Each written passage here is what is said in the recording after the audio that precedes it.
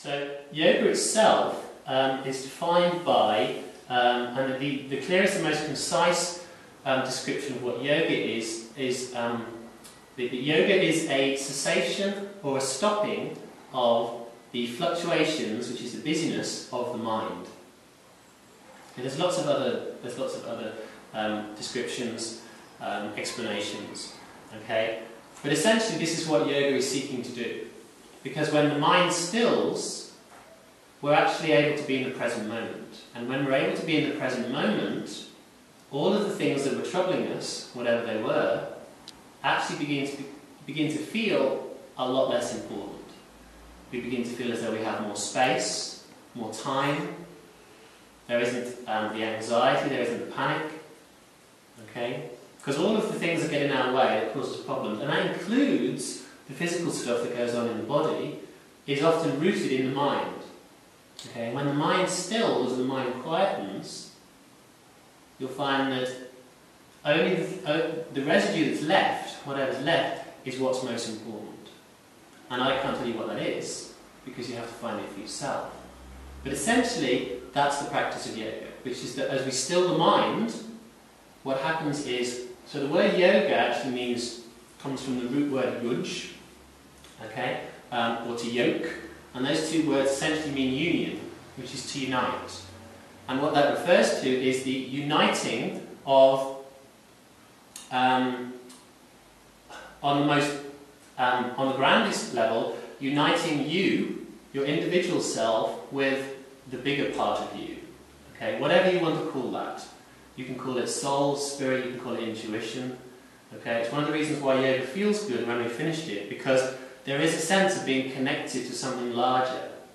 Okay, that we don't suddenly feel alone and vulnerable in the world, but things feel easier, and that's because we're connected to something that's bigger than ourselves. Okay, and so that's what yoga represents. It represents a pathway to reconnect with your higher self. Now, along the way, you're going to gain a stronger body. You're going to become more flexible. Your mind's going to become still, so the thoughts that you have that drive you up the wall and get in your way are going to begin to disperse. They're going to begin to melt away. Okay, the body is going to begin to realign.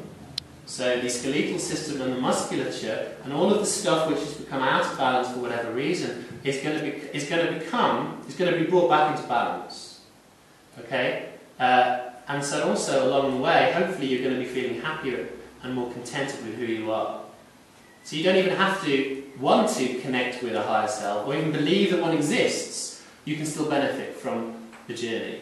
Okay, and yoga is about the journey. Okay, this is one of the things I'm going to be emphasising throughout the weekend. Okay, you cannot be good at yoga. You simply can't. Okay, you can't achieve anything in yoga. There's nowhere to go. Now that might sound like craziness to our Western methodology, okay, or to our Western minds. We think, well, surely somebody who can touch their toes, or who can put their foot behind their head, or tie their feet into a pretzel, or whatever it is, must be good at yoga.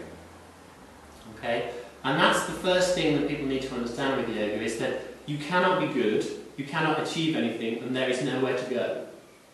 Okay, yoga is about the journey. It is about the process. Okay, there isn't a destination. Okay, now this is a very difficult thing to get our minds around, but as soon as we do, it actually takes a lot of the pressure off us.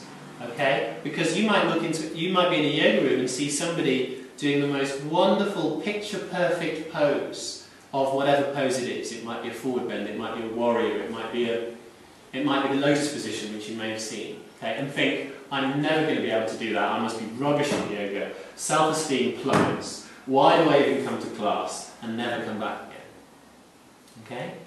And I'm here to tell you that as a beginner, you are at least, if not more so, in a position to appreciate the benefits of yoga.